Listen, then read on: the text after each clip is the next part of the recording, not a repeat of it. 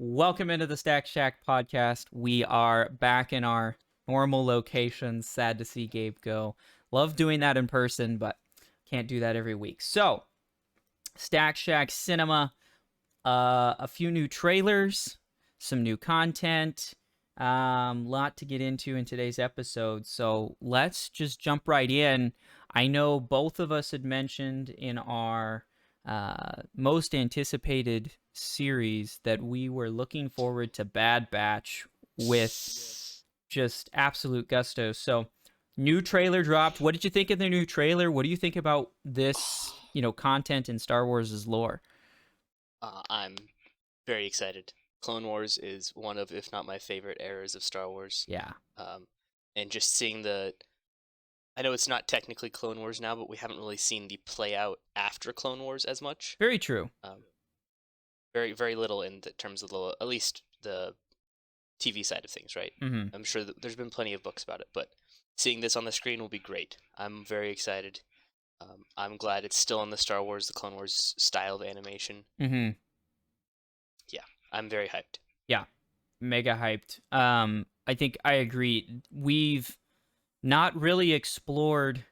I mean, we've explored maybe in some books or like Battlefront 2 kind of explored it a little bit, like the original Battlefront 2, but a lot of that's Yeah, been not canon now. So having a canon exploration, I think, of the clones like struggle and how they work after Order 66.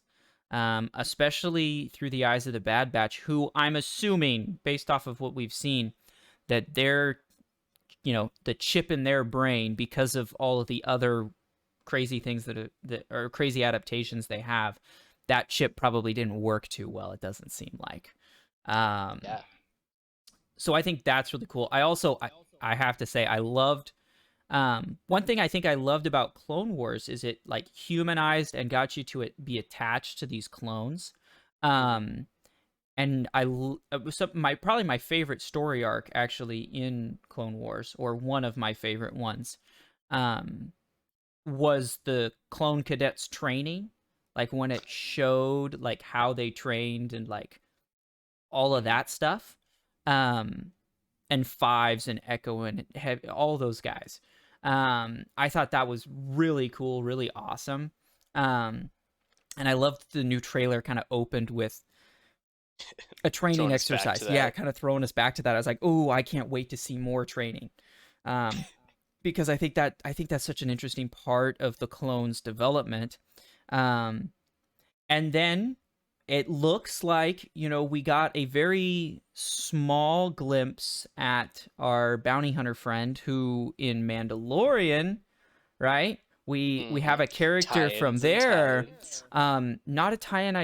I wasn't expecting it and then I saw the first trailer, and then the second trailer she had a much bigger role. So very interested to see um how that all ties in.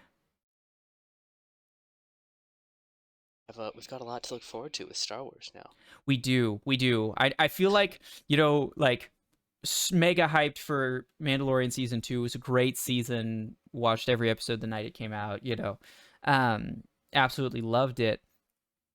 But then to have as we've kind of had a lull in Star Wars content, like we haven't really had anything for a while, and Marvel's been putting out these, WandaVision and then right into Falcon Winter Soldier. Yep. I'm really excited to get back to Star Wars. I know me personally, I'm much bigger Star Wars fan than I am a Marvel fan. I'm all in on Star Wars. So to be diving back into the Star Wars universe, I'm more excited, for that than anything else.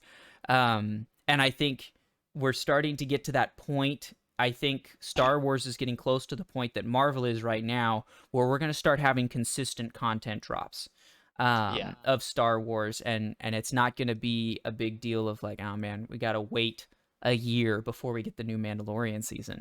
Um, we're going to have multiple story arcs at different eras kind of starting to play out.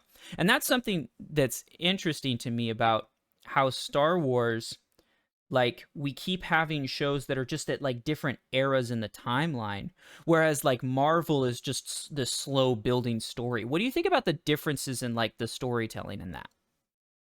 Um, I I think it depends a lot on what you're trying to go for with your collection, like Mm-hmm. collective series, right? I gotcha. Um, with Marvel, like we were building up to Endgame.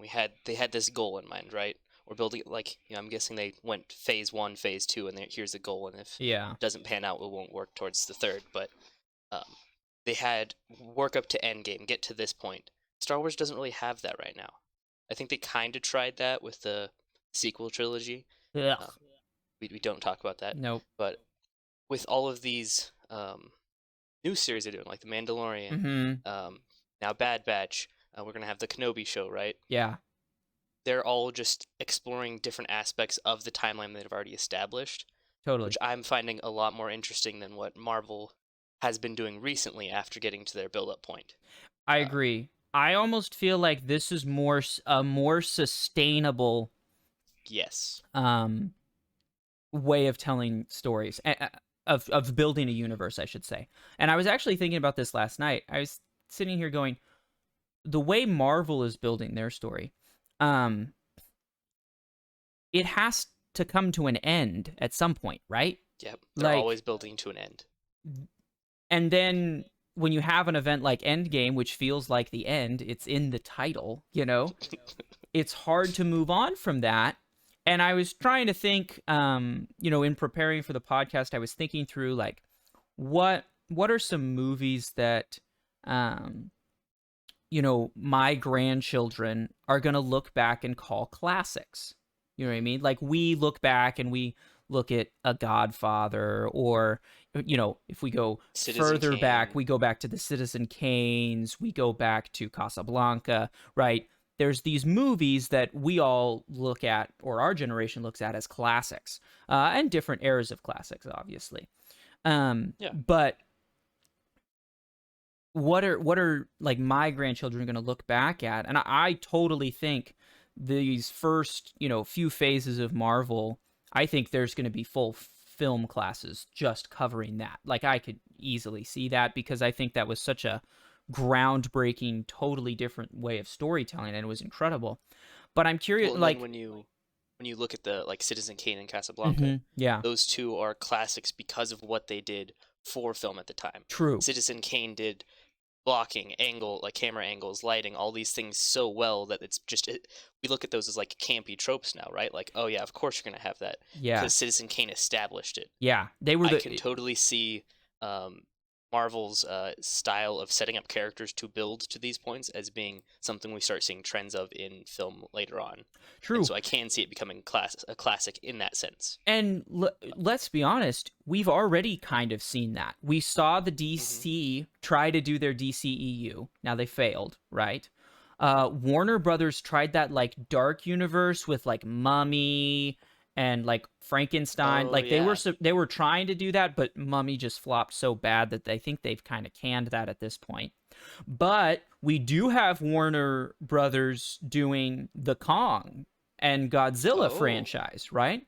It's yeah, obviously not as long as Marvel's, but we did have Skull Island, and then we had two Godzilla movies, and now we have Godzilla versus Kong, right? We kind of have this big culmination moment, and will yeah. not spoil. I know I've heard rumors of some things that they're building off of that, but they've kind of done that cinematic universe. I think Marvel's kind of coined that term, and we've started to look at that as really an impressive way of storytelling. But I think the problem is you're gonna eventually run out of like story to tell. You know what I mean? Like, when does the story come to an end?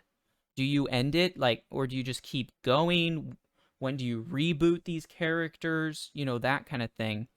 And not just that, but like we've talked about before, the um, barrier to entry keeps growing and growing when you True. have your universe being so heavily tied together. Mm-hmm. Whereas, come back to Star Wars, you don't need to watch all of this content to enjoy Bad Batch. You Oh, don't need to that's have true. seen Mandalorian. Like, oh, there's a tie in there. Yeah. Sure, these things will affect each other as they go along, but not to the same extent as Yeah. Marvel Cinematic Universe. Well, and the other thing is it's not Marvel's basically 100% sequential storytelling. Yeah, Like they're not like going back and exploring this time period because Marvel's universe, I think, just it's very linear. inherently is very linear. And in some ways it's smaller than Star Wars is, or at least how it was Yeah, set up, right? I'm not the Marvel universe as a whole is plenty large, but the MCU itself has set itself up as this very linear story with these very specific characters. Um, Whereas Star Wars has more set it up as a universe, a world, and we can go and explore different parts of that world. And I think that's what's so interesting about how Star Wars is doing this storytelling is it's making an immersive world without necessarily having a super linear story, right?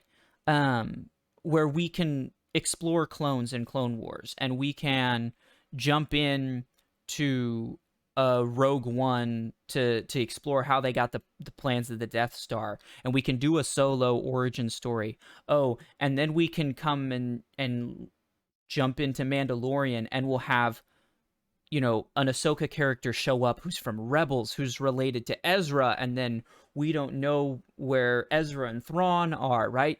And then we'll probably get, I'm assuming the Ahsoka show is probably going to be related to that in some way. So we'll jump into that. So we're kind of jumping around at different timeline or different points of time in the story.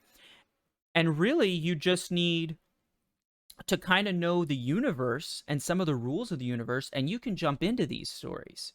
Um, I I think think that has to do with how they went about storytelling mhm, compared to the MCU. MCU is much more character focused, especially Phase One, right? that's true. We're establishing this. The original Star Wars story, like the original trilogy, right, was very plot driven. Sure, Yeah. we have our characters we care about, but it's less of their journey and more of how they're saving what's going on, right? Yes. And because they started off so not focused on character, it makes it much easier to branch out to other content without having to tie it back in. Yep. 100%. 100%. You don't have to have, Iron Man involved for Star Wars to work, right? You don't have to have Luke. We're perfectly fine watching a whole show without any Skywalker in it and Yeah, absolutely loving it. So I think that's really cool, and I think it lends itself better for long term. I think we'll have the Star Wars universe, and I think we'll still be getting content in the Star Wars universe for years and years and years to come. Personally, that's my opinion. Whereas I would agree. I think Marvel might have a problem I wouldn't say right away, but they do one more big story arc that builds to something. Maybe it is this superhero team up or something, but then after that, I mean, there's not a lot of places they can go.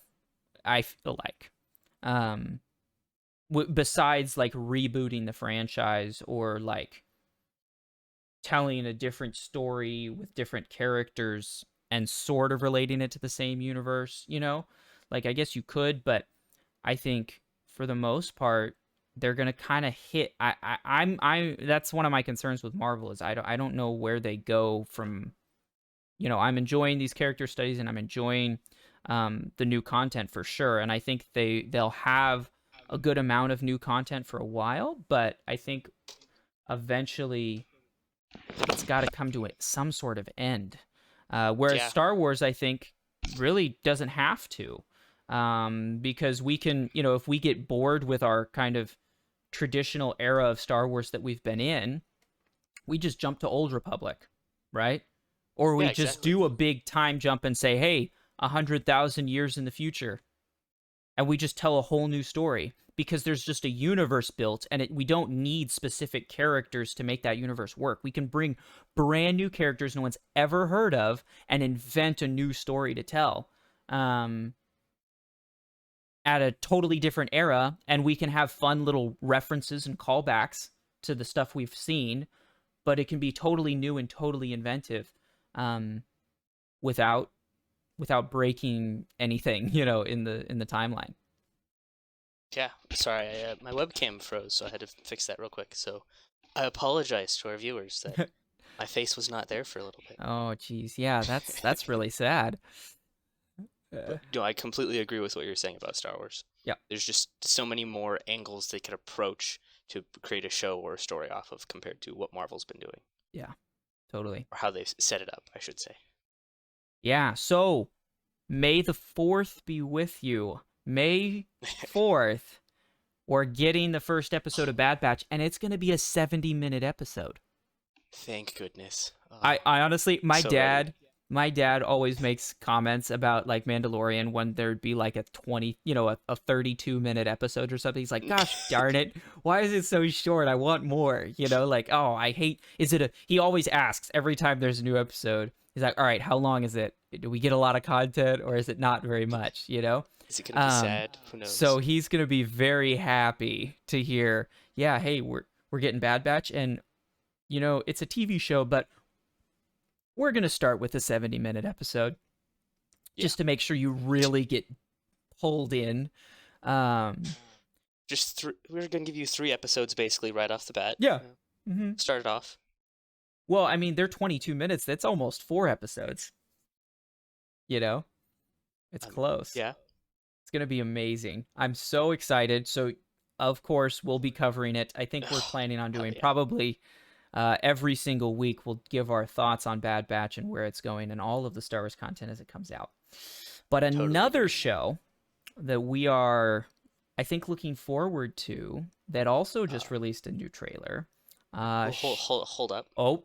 Before we want to move off of Star Wars, do we want to talk about the cast announcements for the Obi-Wan Kenobi series? Oh, good point. I totally forgot to bring that up. Go ahead. So, I don't know a majority of the cast, but Ewan McGregor is coming back as Obi-Wan. Thank goodness. Yep. Everyone's first pick, obviously. Mm-hmm. Hayden Christensen. Yes. Is going to be back in there. I don't know Moses Ingram. I can't speak, but Joel Edgerton. Yes. You recently had me watch The King, which I enjoyed a lot, and he did a fantastic job in that role. Did. So I'm looking forward to seeing him there.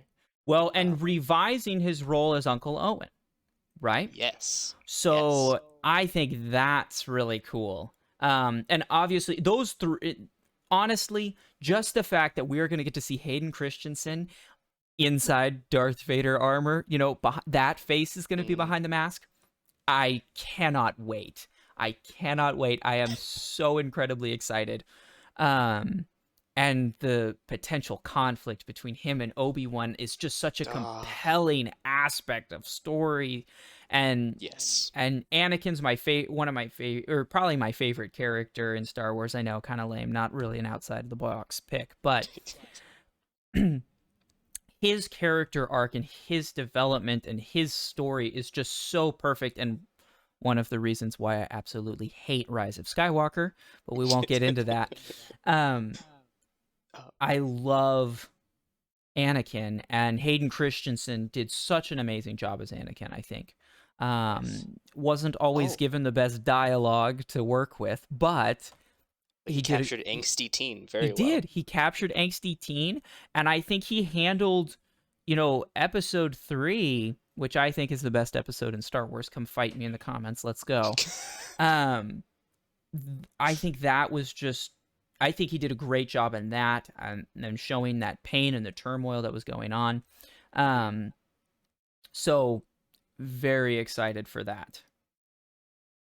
While we're on the topic, I think that's a very good illustration of what Star Wars' approach to telling a story does very well. With the Anakin storyline, right? Prequel trilogy, not received very well right off the bat, right? Yeah. It's kind of gotten more of a cult following as it's gone along, and then fans united, the prequels and original trilogy united together against the sequels after a little bit. But Anakin's story is so much better because of Clone Wars. Yes. They had the ability to go through and say, hey, there's this period of time where there's a lot of development that we don't see within the series. Let's take that. Let's use that period. Let's see Anakin's development flesh out his storyline a lot more and make it so much more compelling than what the movies did. True. that's what Star Wars can do very well, is they can take these little moments and be like, hey, we can go here now because this hasn't been covered. There's a time jump, or Mm-hmm. this is a different angle approach from that, which Marvel hasn't been able to do as much, I would say. Yeah, I agree. And that's a great point, and I'm glad you brought it up because one of the biggest complaints I think most people had of episode 3 um, is although Hayden Christensen did a good job, I think acting wise, the storyline of him going from episode 2, right, to episode Ah, 3, it's such a big character development jump. Like his character changes so much in that time period. Um, that it was somewhat unbelievable at moments. Like it was hard to. It was like, oh, okay, he went from, you know, angsty teen Padawan to like Jedi Knight with these deep emotional burdens, and it was kind of shocking. It was a shocking jump. But when you yes, throw Clone Wars in and you see how the war affected him, right? You know, it's been a few years. He had a Padawan. He experienced some of these things. Different things start happening. You can see, his disillusionment with the Jedi Council is shown in episode 3. But when you see Clone Wars, you now have a reason why he became disillusioned with the Jedi Council, right? You start to see exactly. more and more these different things come up, them them turning against his Padawan for no reason, them, making some mistakes along the way that kind of already started to set those emotions in motion, um towards this ultimate betrayal and turning to the dark side. um and I think it great things for Obi-Wan's character as well.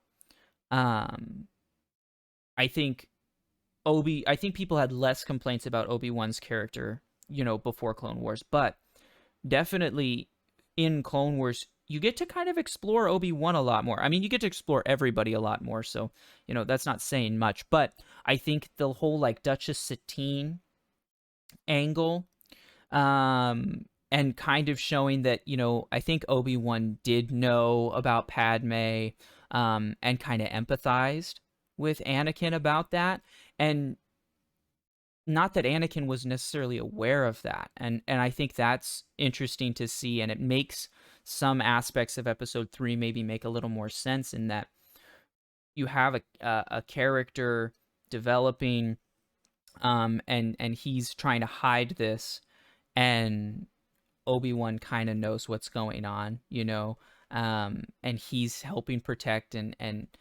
I think that's really just a cool dynamic that gets to be explored in the Star Wars universe. And I can't Yeah. wait for more of it in the Obi-Wan TV show. Oh my goodness. I know it is going to be short. I think it's only like 8 episodes or something. And it's More of a only going to mini be, series than yeah, it's going to anything. be more of a mini series. Um, but man, is that going to be cool. And one thing I got to give credit to Stupendous Wave for this concept. Um, that his theory is that we're going to see, um, and especially this is coming off of the fact that we see that Joel Edgerton was cast again as Uncle Owen, reprising that role.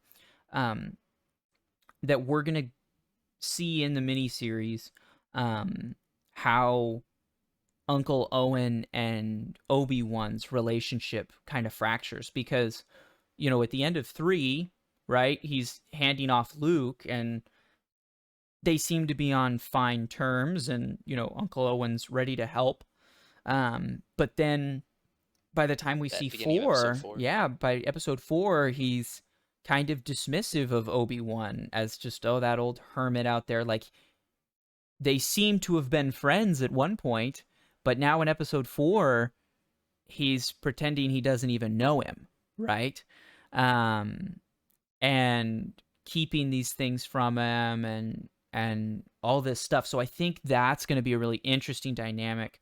Um, I'm sure we're going to have Obi-Wan protecting Luke from various, potential interference from the dark side and from Anakin, trying to keep Anakin from finding his children. I think that's going to be an interesting thing. Um, to see maybe if Anakin ever did feel, sense the fact that his children were alive, even though he was told they were dead. Um, so yeah, very, very interesting storylines to be coming from Obi-Wan. I'm so excited that they got this original cast, some of those original cast members back. I think that's just gonna make it even better. Oh yeah, it's gonna be something we'll look forward to, where they announce a date for us. Yes, 100%.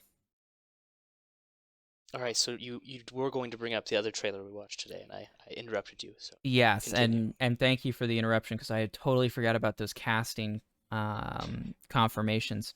So the other show we're talking about, and I have a feeling we may we may watch this and have a first week binge through Mm-hmm. and review for you guys on the podcast. But Shadow and Bone.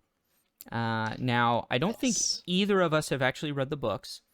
Um, is two series, and I haven't mhm. read either of them. Yeah. I haven't read them either, but I do like fantasy, and I'm very excited. And the new trailer dropped, I think gave us maybe a little more of a glimpse into some things that are going on. I'm sure if you were a fan of the books, at least from reading some of the YouTube comments, sounds like the fans are really hyped about it, which I think is always a good Yes, sign. yes. If they're When not complaining right away, I Yes, have hope in your show then. exactly. When you can release two trailers and all the comments seem to be positive, like I'm not hearing really any negativity out of the fans over it. Um, I think we're looking in really good shape. And I think it's gonna be really interesting. What do you know about the show? What are you thinking, Gabe? I know you're even bigger fantasy fan than I am, so love to hear your thoughts. Um, I don't know a ton about the series myself. I have had a friend recommend one of the series, which I've heard mixed things about. I've heard great things about the second series, which is set in the same world. mm, Um, I don't know if it's even different continents. I don't know. hmm Um, but based off of what I've seen about with the trailers and everything, there's guns and there's magic, and I'm just happy to see that on TV. Yes. Um, that's just such a cool concept. I've seen it a bit in various books I've read, one of which I'm really hoping gets adapted into a series, but that'll be years down the road. Yeah. Um, but seeing those two together will be cool. I like the idea of this flintlock era of magic, kind of Yeah. fantasy world. Kind of a Haven't steampunk seen that. vibe. Yeah, I'm very down. The story is intriguing me. Yeah, I think so far, at least with the acting, I know it's a trailer, it but the is. acting seems nice so far. Yep. Um, we got I don't know the name of the actor, but Caspian. He seems I'm getting a very villain-esque vibe from him at times. Yeah, getting Um, some mixed signals for sure. yeah, Um, but yeah, overall, I'm excited for it. yeah, We'll see how it goes. me too. I'm definitely for it. I'm definitely gonna watch it. Probably as soon as it drops. Yep. Um, and I agree. I think it's kind of a cool mixture of like this kind of steampunk kind of style, and having the magic involved. I don't know how the magic system works. I'm sure if there's any fans of the show right now, they're screaming at their computers like, "Man, these two idiots!" They have no idea what they're talking about. But I'm really excited to get into it. Um, I really hope this is my one big hope, and it's tied to my main concern. Um, it seems to me like this has got a very vast world, um, Yes. and that there's a lot of world building that needs to be done. And I am just hoping that Netflix gives the creatives and the writers enough time to do the world building. Mm, Um, I think if we look at two kind of fantasy shows that Netflix has done, one did very well, one did very bad. Uh, Witcher and Cursed. yep. I watched both. I'm going to tell you right now, I think the biggest difference why Witcher was good. I'm not going to say Witcher was great because there I have some major I thought it complaints was all about the right. show. Yeah, it was okay. The difference between The Witcher being, okay, it was a solid, it was good. I enjoyed it. I didn't come away going, that wasn't very good. I came away going, oh, that was pretty good. It was okay, you know. And Cursed, which I was like, okay, that was absolute trash. Um, the difference, Witcher didn't try and do too much in its first season, in my opinion. It didn't try and do too much world building or too many political storylines or too much character. It felt like the pacing worked um, to some extent. I have some concerns about how they manipulated the timeline and how obvious it was that they were. But the show as a whole didn't, I don't think it, I felt like it didn't try and do too much. It just did what it needed to do, and the world building felt, paced. Cursed, on the other hand, tried to do way too much. It tried to be a romance. It tried to be political. And when I say political, not like political commentary on our politics, but political in that it tried to show a political nature inside the show, similar to like a Game of Thrones. So they tried to do those. They tried to do massive like Lord of the Rings level world building. And they tried to do a romance, and they tried to do an adventure story, and they tried to do a coming of age tale, all in 7 episodes, all in a very short amount of time. And they just ended up not being able to do any of them right. Yes. And that's my one concern with Netflix shows, because I've seen this happen multiple times where the nature of them, making the whole season immediately and just dropping it, and then not necessarily always greenlighting more seasons. Sometimes I feel like the creatives are rushed to try and cram too much content into one season. Yes. I would completely agree. And so I'm Um, really hoping Shadow and Bone does not fall into that trap. I think part of the issue with the green lighting, because Netflix is very tough at getting a second season, right? Yeah. From what I've heard compared to other various studios. Yeah. They greenlight first season and then all right, we'll see you after that, right? Yep. That does not give you enough time to tell a story, especially if you're going to be basing it off of a novel series. Yes. I don't know how the beginning of the Shadow and Bone series or the Six Crows series starts. Mm. Um, but if it doesn't grab you immediately, if there's too much build up to set up these things, Yeah. it's going to not turn into a very good show, in my opinion. Mm-hmm. And maybe the showrunners or the writers for the show can change that. But if Netflix keeps up with this way of creating TV series, it's going to lend itself less to big epic stories, to more focused, quick ones. Yeah. Well, and what's And interesting to me is I think this way of Netflix doing it. And to be fair, I think I've heard that they're kind of change. I feel like they did, at least like with Witcher, right? mhm, It was almost guaranteed they were coming out with another season.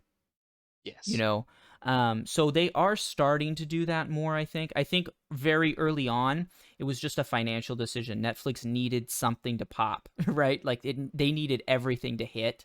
They couldn't afford to greenlight 2 or 3 seasons of a show that they weren't sure is going to pop off, just yeah, monetarily. Um, so I think it is getting better.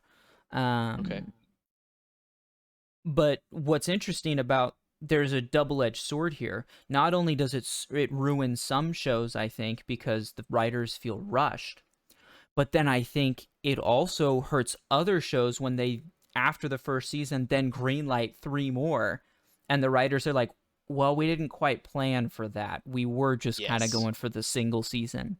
And then you get into the second season and they're just like trying to find something to do, or you get into the third season. I'm going to bring up Peaky Blinders, I think. Um, your favorite. the first season is one of the greatest seasons of television I have ever seen. The second season was it was okay. The second season they brought back, some characters and were able to kind of make something out of it. But then at the end of after the second season, they jumped into the third season, and I think the third season is by far the weakest. And it really felt like they ran out of stuff to do. And then they figured it out in the fourth season, and then in the fifth season. Both of those are really good. But I think the third season's really rough to me, because it feels like they just didn't know where they were going to take the story, And I think that's partly because I don't think the writers were expecting necessarily to get more seasons, and so they didn't set up the story to have more seasons. So Yep. I'm very excited. Season 5, which is the most recent season that came out, is the first season that, in my opinion, felt like at the end of it, it was still building towards something else. Like There wasn't a big conclusion there. There wasn't. I'm going to say this. The season 5 had the least resolution of any season, I think. It still did. Have to. You have to have resolution at the end of the season, because let's be honest, really never are you guaranteed another season. But for the most also, part, just if you leave it with no resolution, that's not a good ending at all for anyone. Exactly. It just doesn't make sense. It's just a drop of content that didn't really do anything, right? So they do have, but it had, in my opinion, the least amount of resolution. Compared to the first season, literally you could have ended it there and it'd be done, Second season had a lot of resolution. Third season was just not very good because I don't think they knew where they were going. Fourth season was absolutely incredible, possibly my favorite, or probably my second favorite of the seasons. After the first one. The first one's just goated. I love the first season. But season 4 was really, really good, but it also had a pretty hard resolution. But by that point in time, by like the third, by the end of the third season, they started to be greenlit for, kind of multiple seasons in the future. And so, they started to build some, they started to have some underlying plot lines that were building towards more things that continue to run through different episodes or different seasons. So that is my hope for Shadow of Bone, that they will give them enough time and also not rush the writers to feel compelled to finish the entire storyline in one season, because with a show like that, I want to get immersed in the world. I think that's, fantasy world building and sci-fi especially. Yes, both genres. I would almost say fantasy to a greater extent than even sci-fi. Fantasy needs world building. It's all about the peoples and the groups and the kingdoms and the, different races and different cultures and how these are interacting for different reasons and all of that kind of stuff. That's why Game of Thrones was so successful. Is it infused this like hyper political nature into just such a deep, a deep long running story in an interesting world. And that's why Lord of the Rings is so popular, right? You have elves and you have dwarves and you have men and you have all these big locations, Helm's Deep and Gondor and Rivendell, all these big locations and big areas and this huge amount of world building. And I hope that they allow Shadow and Bone to do that. I think they will. Just because I know it has a big enough of a fan base that it's going to garner attention. Exactly. The trailers seem to be pretty well watched and very well received, so I'm hoping. But that is my one concern, and we'll just have to see what happens, I guess. Yeah. I liked your point about the double-edged sword with the green lighting one season at a time. But I feel like for a series based off of a written like Shadow and Bone already established series, it's less of an issue when they're you're confirmed again, so here's what you have this amount of time, but they already know the direction they have to take that. They already Very have an true. established plot line to go through, Very as long as true. they're not trying to get through all of it in one season. Yes. Yes. Good point. And I'm excited to see all of these adaptions of novel series. Yeah. Haven't had a ton in the past, right? Like Witcher was big because people know of the Witcher series. We've had Yeah. Lord of the Rings, all of this stuff. We're getting Wheel of Time, but I'm excited that it's less well-known series. Like Witcher's big True. because of the games and the books. Mm-hmm. Wheel of Time is big because it's one of the bigger. It was one of the first modern epic fantasy series that Mm-hmm. established all these tropes. Yeah. Everyone knows Lord of the Rings, so Yep. getting Shadow of Bones great. I know one of my current favorite fantasy series, the Greenbone Saga, has been announced to get a TV series.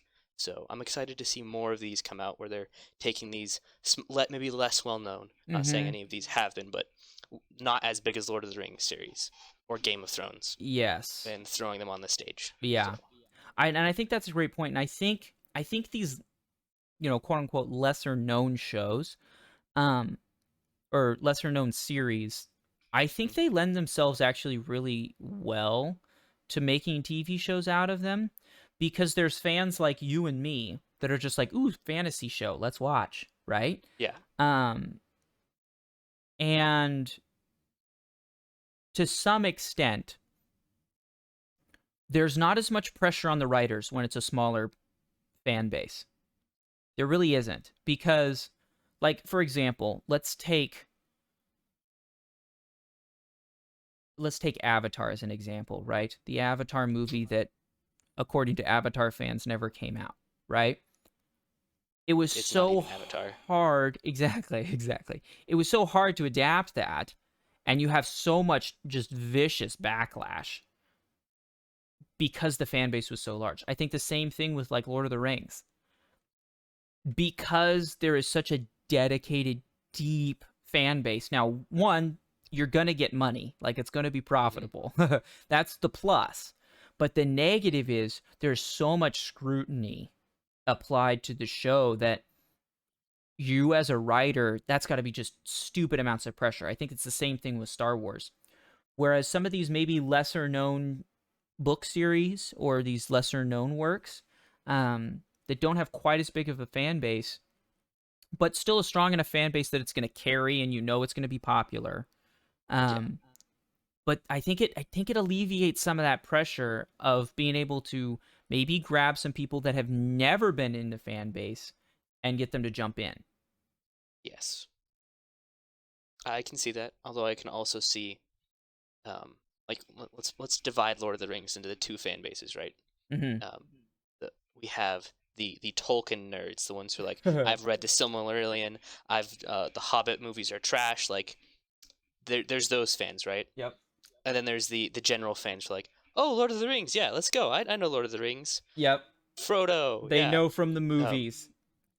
exactly. I feel like those people are the ones who are much more willing to, like, they don't care if you break canon as much, are not that smaller fan base. And I feel smaller book series will have more of, like, a bigger proportion of people who are much more sticklers about that, That's an interesting point. because it hasn't become quite as popular to the point where you can ask someone about the series and like, oh, I've heard of it, Mm-hmm. or I've watched this movie from it. Yeah. So I, I I I agree that it will be easier on the writers, but also easier for fans to have more of a harsh reaction to that. Yeah, If that's that makes any true. sense. That's true, because there isn't this big, overwhelming majority. Like with Lord of the Rings, there are the Tolkien nerds and the Yeah. hardcore Cimmerillion people. Um, and then Or even like there's, with Star Wars, there's still a lot of people who love the sequel trilogy, right? Whereas you and I, hardcore fans, don't like it at all. I honestly don't think there's that many people that like the sequel trilogy. I I would disagree I've based off met the amount some. of, I've met but some. we're also, all of our friends are hardcore Star That's Wars true. nerds. That's true. We're not in those I'm circles. not in that circle very often, but um, yeah. Anyway, I don't want to get. Don't get me fired up we're about not that. going back there. Jeez. So yeah, that's true. That I might be a little off on that. Um, But we'll have to wait and see what We'll have to happens. wait and see. I We could can't be wait. completely wrong. I hope it's amazing. I'm looking forward. It'll kind of start itching or start scratching that sci-fi or that fantasy itch. Kind of get us Get me warmed up prepared. for Wheel Wheel of of Time and Lord of the Time, Rings. Lord of the Rings. Um, Oh, speaking of a fantasy itch you've had recently, uh, what did you think of Dota, Dragon's Blood? yeah, I know that's Dota. not quite. I would say it's It's fantasy. fantasy. Yeah, Yeah. yeah, I would call it What did you fantasy. think? I haven't had a chance to watch yet. Okay. So we'll just say this to any of you fans that haven't watched it. I watched it, so you don't have to. Oh, well, that bad. Spoilers Okay. coming. So it wasn't actually that bad. Okay. Um, from a just like, did I hate myself for watching it? No, I Is it actually cursed? no, no. At the end of Cursed, I was just pissed off. At the end of Dota, I was like, okay. Well, I guess I can move on now. Exactly. Well, I'll check that one off the list and move on. Here's the problem, in my opinion. And there was a really good article, and I wish I remember where I was reading this. Um, I'll maybe find it and link it in the bottom that I think summed up some of my opinions pretty well. But essentially, let's start with the good parts. The animation I think was very solid. I don't think Okay. it was particularly incredible. Like I've seen some animes and I'm just like, damn, this is incredibly beautiful. Like this, I love this art style. Um, this one, I think it was just solid. It was fine. Yeah. I didn't have any really No complaints. complaints. No complaints. Um, the action sequences I thought were very solid. Okay. Um, I none of them felt like truly crazy over the top. Um, You're saying that. Are you saying like in terms of how good they were, or like believability? I don't know if believability is the right word, but I think I'm more applying to like believability. Like you don't have there's nothing like Dragon Ball Z.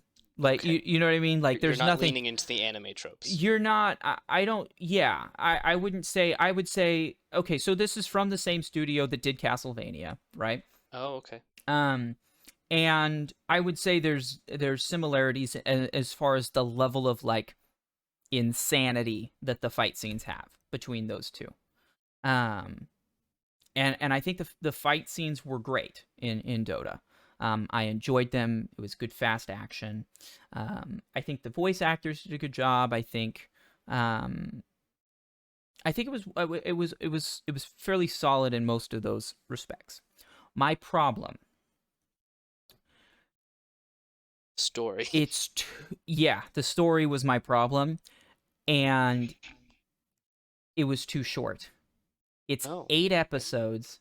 They're 20 minutes an episode. It's like 4 hours. Dude, I've And watched movies longer than that. exactly. And Dota, so I never really got into the lore of Dota. I've played maybe 2 games of Dota in my life. I'm not a big MOBA player, so um, I don't know a lot of the lore going in. And as a a fan of fantasy, but not necessarily a fan of Dota, um, or not an experienced person with Dota. The story, they didn't do anything, in my opinion, they didn't do anything necessarily unique or interesting. Um, it was kind of a run of the mill, like, okay, this group of people is stole this thing and these people are trying to get it back, and there just seemed to be so much backstory and so much lore and so many like I didn't find a reason like what makes Dota cool. Like, Okay. you know what I mean? Like I There didn't wasn't enough tie-in to what they've done with the games, kind of. Well, and I haven't played the game, so I don't really know, but I just feel like so many things were just not explained at all. And it kind of just rushed from like big battle scene to big battle scene, and the battle scenes were fine, but I wasn't attached to any of the characters really. Um, I I didn't understand really why anything was happening. Um, I just I'm there. It just felt blah. I didn't understand why things were happening. I didn't understand why things were important, you know? The big It's just main kind of hollow. story arc, yeah, it was very hollow. Um, the big story arc was this elf stole these lotuses and took them to this mage, and this mage turned out to be working for. Okay, hold on. Spoilers, I should probably say. Although our show is pretty spoiler heavy anyway, so hopefully you know that by now. But you know, stole these lotuses and then give them to this mage to try and bring back this goddess of the elves, who maybe doesn't, who really was never explained necessarily if that goddess actually exists or not. It doesn't appear that they do. Uh, and then you have this like goddess that's controlling these people, and she's apparently, it's her sister is the one the elves are trying to bring back, and then she's like bad but also good, but we're not really sure and never really told if she's a good guy or a bad guy, kind of a thing. And then you have this wizard who turns out to be working for a demon who definitely is bad. But that demon is like apparently the big bad guy of the series, but only shows up twice in the whole thing, and at the end he just destroys everybody, and it kind of leaves it off on a cliffhanger at the end. Um, I was so incredibly confused as to why things were happening. Um, and maybe if you're a big Dota fan, all of that made perfect sense to you and you were hyped about it. But for someone who is not experienced in the lore of Dota, um, it didn't explain it. And the other problem I had is it didn't really make me want to go learn more. Mm. Like I've had shows where I was like, oh man, they didn't really explain that, but I want to go figure out what's going on there. What's the background? Or I maybe want to dive more into this world to learn more about the lore. Yeah. Um, this one didn't. I was kind of like, okay, well, that was the show, and if there's a season 2, I will probably watch it, because I would assume it's probably going to be super short like this one. I mean, it was an afternoon, I just sat on Saturday and watched Saturday evening and watched all the episodes because it was about as long as a movie. Um, so I guess that's my opinion of Dota. Um, it was really hollow, really hollow. I think you nailed it on the head with that. Action sequences were good. I didn't, like I said, I Cursed, I finished and I was like, wow, that wasn't very good at all. This, I was like, I mean, that was enjoyable, but I don't have any desire to like, I'm not attached to anybody involved in the show. I'm not going to go tell anybody that they need to watch it. It's, you really, honestly, I think there's a lot of other better shows to watch, you know? Like, it wasn't a complete waste of my time. It was an enjoyable few hours, but beyond that, it's not something I would necessarily recommend.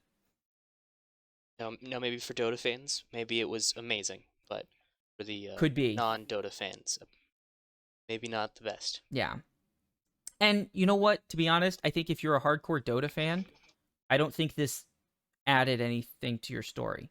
Like Mm. you're already deep into the lore. You're playing the game. You're watching the cutscenes. seeing the trailers and following the story there, I don't think this Okay. really helped you at all. But Yeah.